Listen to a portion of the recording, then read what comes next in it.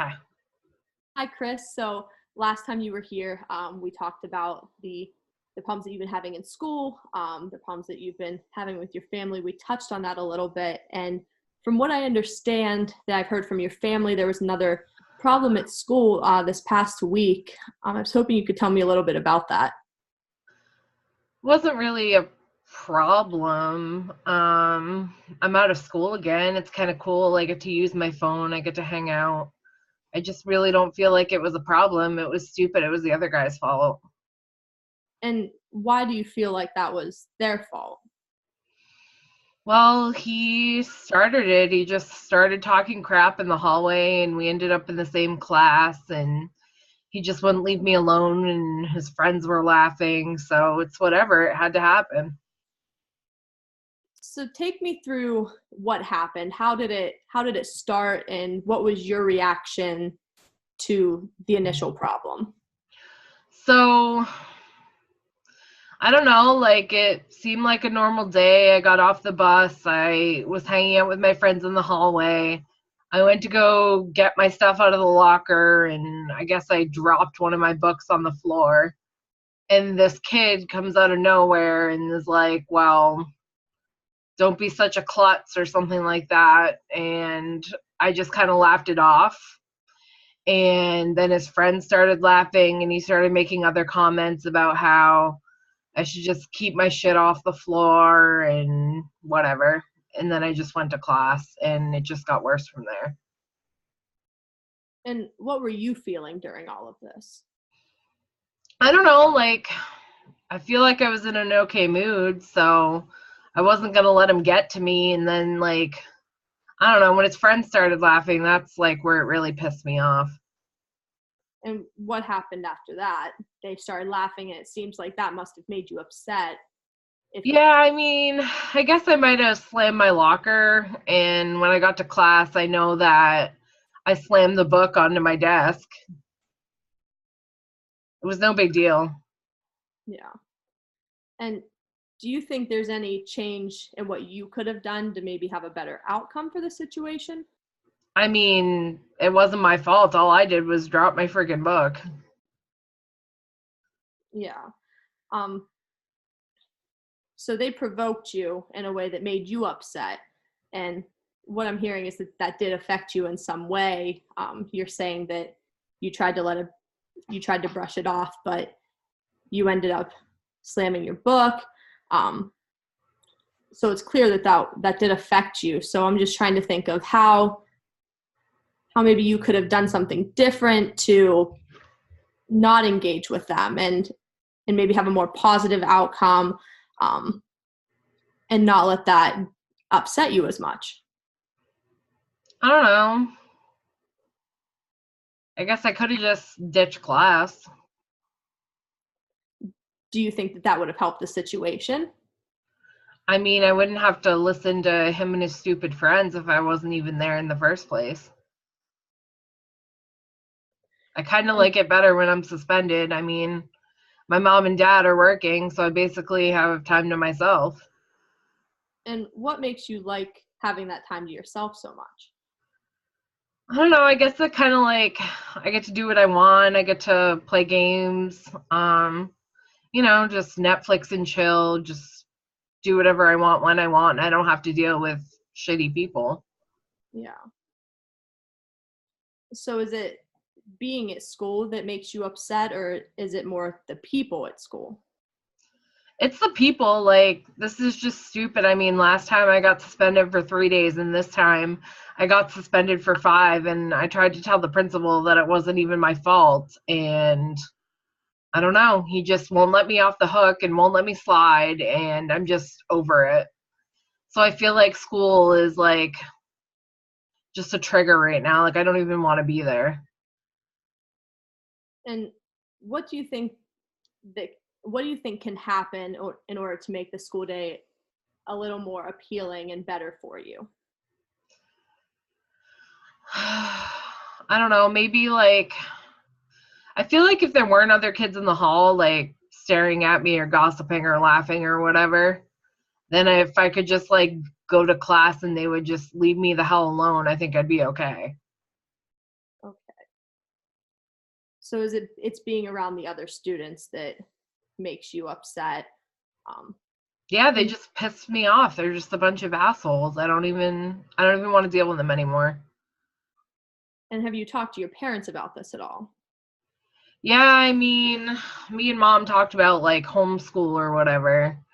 But like I said, they work and they don't have time, and I don't know if I can get anything done on my own because, like I said, I like hanging out and chilling. And I think even online you have deadlines, and I don't think I can do it on my own. It's just not gonna work. I'm not gonna graduate if I'm stuck at home every day. Yeah. So what I'm hearing is that school is the problem because of the students that are there that are upsetting you. Um, Hmm. and a solution that we could have is homeschool or cyber school, but you don't feel as though you could keep yourself accountable to get those things done every day, and your parents aren't home to make sure that you're doing that. Right? So it's like I'd basically be on my own, and I don't know. It's like I don't even want to be at school, but I don't know what other option that I have. Do you enjoy being alone, or how does that make you feel when you're Um, I like it because I feel like I don't have responsibilities, like if I'm alone just hanging out. Mhm. But I don't like it because sometimes, like, I don't know, I get stuck in my head. And can you tell me a little bit about what you're feeling, as if I'm walking in your shoes, what you feel when you're in your head and when you're constantly thinking about these things? I don't know. I guess I think about my past. I think about, when we were younger, my brothers, like, we used to wrestle and we do all this cool stuff together. And I'm the only kid at my parents' house now. And it's like, I don't know. I feel like I don't have anybody that I like to hang out with anymore. It's like I go to school and I deal with those kids and they're a bunch of liars and fakes. And I don't know. I'm alone in this. And we had talked about your family a little bit last time we were together, and something that you were struggling with was not having contact with your siblings, with your dad. um, is that something that's affecting you, maybe because you don't have them in school or you don't have them every day? Um, I don't know. I guess it's more kind of like I wonder what they're doing or if they're kind of feeling the same things I'm feeling. Like my brother's in high school now too. So it's like I don't know, I wonder if he deals with this crap or maybe I'd have somebody to relate to or talk to, and I feel like I literally have no one at the school. Like they don't get me. They don't get why I look different. They don't get why I keep to myself. They don't get why when they say shitty things, like I just have to react. I have to.